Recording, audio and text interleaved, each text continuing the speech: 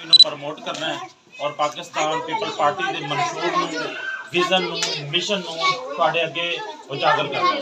उस मिशन को असीं उजागर करने वास्ते अज असीं तुहाडे कोल तशरीफ लैके आए हैं और तुहाडे सारे भरावां दा बुजुर्गां दा बहुत शुक्रिया कि तुसीं अपना एक कीमती वक्त साडे वास्ते मुकर्रर कीता है और असीं इहदे तुहाडा इंशाअल्लाह ताला एहसानमंद रहांगे और असीं पुर उम्मीद भी है कि तुसीं इंशाअल्लाह ताला साडे नाल भरपूर तामुन करोगे, भरपूर मेहनत करोगे क्योंकि असी एक पाकिस्तान पीपल पार्टी के नाल चल रहे हैं। वो पीपल पार्टी वो सियासी जमात है जिन्हें हमेशा मजदूरों वास्ते काम किया है, जिन्हें हमेशा मस्कीनों वास्ते काम किया है, जिन्हें नदारां वास्ते काम किया है। अज तुसी पाकिस्तान पीपल पार्टी के जिन्ने भी कारनामे तुसी वेख लवो वो हमेशा गरीब की फलाह बहबूद वास्ते हुए ने और वो हमेशा इंशाअल्लाह ताला गरीब की मजदूर की फलाह वास्ते फलाह बहबूद वास्ते इंशाअल्लाह ताला हमेशा ले जारी रहेंगे और इस मिशन को इंशाअल्लाह ताला अगे लैके चलेंगे। और इस मिशन को अगे ले जाने वास्ते असी इस इलाके दे विच साडे उम्मीदवार MNA के कैंडीडेट कौमी असैम्बली के उम्मीदवार जनाब सरदार अली आसफ साहब ने और दूसरे नंबर पर MP की सीट वास्ते सूबाई असैम्बली के उम्मीदवार जनाब जहूर अहमद चद्दर साहब ने। असी तुहाडे अगे पाकिस्तान पीपल पार्टी का एक मिशन लैके आए हैं। वो मिशन जिहड़ा हमेशा गरीबां वास्ते गरीबां की सरबुलंदी वास्ते उजागर होया है। जिन्नियां भी सियासी जमातां ने सारे नाल हाल अहवाल वेख लवो कि हमेशा पाकिस्तान पीपल पार्टी ने गरीबां वास्ते काम किया है। बेनज़ीर इनकम सपोर्ट प्रोग्राम वेख लो, 3 महीने बाद हर बीबी को पैसे मिल रहे हैं, उन्होंने घर के सर्कट चल रहे हैं और ये प्रोग्राम किन्ने शुरू किया सी? बेनज़ीर ने, मोहतरमा बेनज़ीर भुट्टो ने। कादियानियां नूं काफिर करार दिता पाकिस्तान पीपल पार्टी ने। पाकिस्तान पीपल पार्टी ने पाकिस्तान को एक एटमी ताकत बनाया है और इंशाअल्लाह ताला इस पाकिस्तान को असीं मजीद खुशहाल करांगे। तुहाडे तामन की जरूरत है, तुहाडी जरूरत है क्योंकि तुसीं वेखो स्टूडेंट कार्ड ने वो भी बनन लगे ने। और स्टूडेंट जिहड़े बच्चे स्टूडेंट ने उन्होंने स्टूडेंट कार्ड मिलणगे, मंथली उन्होंने गौरमेंट वालों पैसे मिलणगे और मजदूर कार्ड जिहड़े मेहनत मजदूरी करते हैं मिस्त्री मजदूरों के नाल उन्होंने भी मजदूर कार्ड मिला जाएगा। ये पाकिस्तान पीपल पार्टी का मंशूर है और 300 यूनिट तक पूरे पाकिस्तान दे विच बिजली फ्री फराहम की जाएगी हर माड़े घर। ठीक है, तो इस वास्ते असीं चाहते हैं कि पाकिस्तान पीपल पार्टी को प्रमोट करो, साडे नाल तामन करो, इंशाअल्लाह ताला असीं तुहाडे नाल भरपूर तामन करांगे। और इस पंडाल नूं मजीद मैं अगे इस मिशन नूं अगे पहुँचा दें।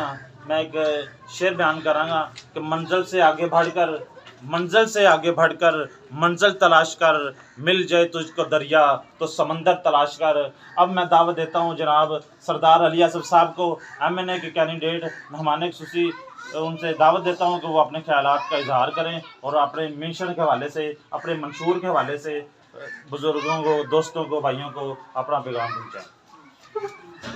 बिस्मिल्लाहिर्रहमानिर्रहीम। मैं अपने सारे दोस्तों का बड़ा मशहूर हाँ कि जिन्होंने मेरा मतलब काम के टाइम से साढ़े वास्ते कुछ टाइम कढ़िया।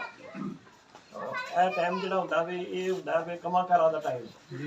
हाँ, तो इस वास्ते सानू जनाब टाइम दिता सब कुछ पहले तो जनाब का शुक्रगुजार हाँ। दूसरी गल मैं कराँगा कि देखो जी साडे इलाके दे विच हमेशा ही बाहर तो कैंडीडेट आके हुक्मरानी करते रहते हैं। हाँ जी, तुहानूं पता है जो लभना पवे सानूं फिर दूर दराज के किराए भरने पैंदे ने, गड्डियां भजानियां पैंदियां ने, सिफारिशां भी करनी पैंदियां ने। सानूं कोशिश करनी चाहिए है कि साडे वर्गे ही साडा मैंबर होवे और असीं आराम नाल लभ लईए। ठीक है ना।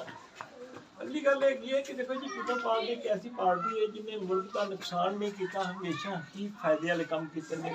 तुसीं एटमी प्रोग्राम उन्होंने देख लो, तुसीं उन्होंने कानून बनाना देख लो, तुसीं उन्होंने गरीबों की सूर इमदाद देख लो।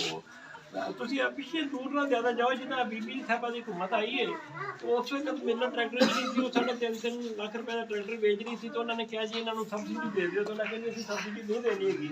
उन्हें उस ट्रैक्टर बाहर मंगा के 1.5 लाख दे दी तो उन्होंने कहा जो तुम नहीं देते तो जिमीदारों को 1.5 लाख के ट्रैक्टर दिओ। इस तरह हुण भी अगर दोबारा आएंगे तो वो एटमी बिजली बना के ना, एटमी बिजली बना के जिस तरह दूसरे यूरोप या मेरे बड़े मुल्क बना के सस्ती बिजली बहुत बिजली फराहम करते हैं। ਸਾਡਾ ਮੁਲਕ ਦੇ ਵਿੱਚ ਐਟਮੀ ਬਿਜਲੀ ਨਹੀਂ ਬਣਾਈ ਜਾ ਰਹੀ। ਹਾਂਜੀ ਹਾਂਜੀ ਬਿਲਕੁਲ। ਔਰ ਸਾਡਾ ਪੀਪਲ ਪਾਰਟੀ ਦਾ ਪ੍ਰੋਗਰਾਮ ਹੈ ਕਿ ਐਟਮੀ ਬਿਜਲੀ ਬਣਾ ਕੇ ਤੇ ਜਿਹੜੇ ਲੋਕ ਮਿਲਾਂ ਵਾਲੇ ਨੇ ਜਾਂ ਜ਼ਿਆਦਾ ਇਸਤੇਮਾਲ ਕਰਨ ਵਾਲੇ ਨੇ ਉਹਨਾਂ ਕੋਲ ਬਿੱਲ ਲਵੋ। ਬਾਕੀ ਜਿਹੜੇ ਛੋਟੇ ਮੋਟੇ 2-400 ਸਾੜਨ ਵਾਲੇ ਨੇ ਇਹਨਾਂ ਨੂੰ ਫ੍ਰੀ ਕਰ ਦਿਓ। ਇਹਨਾਂ ਦੇ ਮੀਟਰ ਕੱਟਣ ਵਾਸਤੇ ਐਵੇਂ ਧੜਾ ਧੜ ਭੱਜੇ ਹੁੰਦੇ ਨੇ ਪਿੰਡਾਂ ਦੇ ਵਿੱਚ। ਮੇਰਾ ਮਤਲਬ ਹੈ ਕਿ ਕਿਸੇ ਦਾ 10,000 ਬਿੱਲ ਹੈ ਤਾਂ 10 ਮੀਟਰ ਕੱਟ ਕੇ ਲੈ ਗਏ, 5,000 ਦੇ ਮੀਟਰ ਕੱਟ ਕੇ ਲੈ ਗਏ। ਯਾਨੀ ਕਿ ਇਹ ਚੀਜ਼ ਨੂੰ ਖਤਮ ਕਰਨਾ ਚਾਹੁੰਦੇ ਨੇ। ਉਸ ਤੋਂ ਇਲਾਵਾ ਇਰਾਨ ਦੇ ਨਾਲ ਉਹਨਾਂ ਨੇ ਗੈਸ ਦਾ ਵਾਅਦਾ ਕੀਤਾ ਹੋਇਆ ਵੇ। ਇਨਸ਼ਾ ਅੱਲਾਹ ਤਾਲਾ ਉਹ ਵੀ ਗੈਸ ਵੀ ਹਰ ਪਿੰਡ ਦੇ ਵਿੱਚ, ਹਰ ਗਲੀ ਮੁਹੱਲੇ ਕੂਚੇ 'ਚ ਯਾਨੀ ਕਿ ਇੱਕ ਬਥੇਰੇ ਤੱਕ ਵੀ ਜਾਏਗੀ ਔਰ ਬਹੁਤ ਸਸਤੀ ਮਿਲੇਗੀ।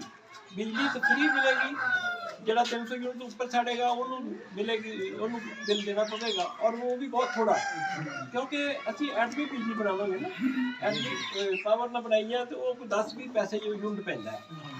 ਤੇ ਇਸ ਵਾਸਤੇ ਗੈਸ ਵੀ ਵਾਫਰ ਹੋਵੇਗੀ, ਬਿਜਲੀ ਵੀ ਵਾਫਰ ਹੋਵੇਗੀ।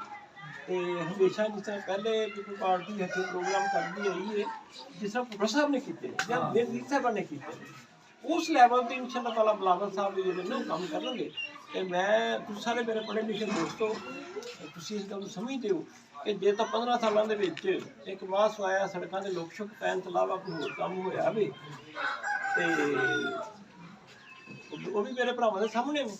ਤੇ ਜੇ ਉਹ ਕੋਈ ਨਹੀਂ ਹੋਇਆ, ਜੇ ਸੜਕਾਂ ਦੇ ਲੋਕ ਸ਼ੁਕ ਪਾ ਕੇ ਇੱਕ ਸਾਲ ਘਿਓ ਦਾ ਰੇਟ 100 ਰੁਪਈਆ ਵੇ, ਅਗਲੇ ਸਾਲ 200 ਹੋ ਗਿਆ, ਤੀਸਰੇ ਸਾਲ 400 ਹੋ ਗਿਆ, ਹੁਣ 700 ਹੋ ਗਿਆ ਵੇ। ਉਹ ਯਾਨੀ ਕਿ ਉਹ ਸੜਕਾਂ ਦੀ ਲੁਕਤੀ ਪਾਈ, ਉਹ ਸਾਡੀ ਲੁਕਤੀ ਉਹਨਾਂ ਕੱਢ ਸਾਡੇ ਤੇ ਲੁਕ ਪਾ ਦਿੱਤੀ, ਸਾਡੇ ਤੇ ਲੁਕ ਪਾ ਦਿੱਤੀ। ਇਸ ਵਾਸਤੇ ਇਹਨਾਂ ਪਾਰਟੀਆਂ ਕੋਲ ਕੋਈ ਮਨਸ਼ੂਰ ਨਹੀਂ, ਕੋਈ ਇਹਨਾਂ ਕੋਲ ਮੇਰਾ ਮਤਲਬ ਪਲਾਨ ਨਹੀਂ, ਕੋਈ ਇਹਨਾਂ ਕੋਲ ਗੱਲ ਨਹੀਂ ਹੈਗੀ ਜਿਹੜੀ ਇਹ ਕਰ ਸਕਣ। ਇਸ ਵਾਸਤੇ ਹਮੇਸ਼ਾ ਹੀ ਪੀਪਲ ਪਾਰਟੀ ਜਿਹੜੀ ਹੈ ਨਾ ਉਹ ਅੱਛੇ ਮਨਸੂਬੇ ਕਰਦੀ ਰਹੀ ਹੈ ਔਰ ਪਿੱਛੇ ਉਹਨਾਂ ਦੇ ਉੱਤੇ ਮਸਾਇਲ ਰਹੇ ਨੇ। ਕੁਝ ਉਹਨਾਂ ਨਾਲ ਸਾਡੀ ਸਟੈਬਲਿਸ਼ਮੈਂਟ ਵੀ ਨਹੀਂ ਸੀ ਠੀਕ ਹੈਗੀ, ਕੁਝ ਮੇਰਾ ਮਤਲਬ ਕਾਨੂੰਨੀ ਕੁਰਤਾ ਅਮਰੀਕਾ ਜੈਸੇ ਕੁਰਤਾ ਨਹੀਂ ਸਨ ਕਰਨੀਆਂ ਕਿ ਅੱਗੇ ਆਉਣ।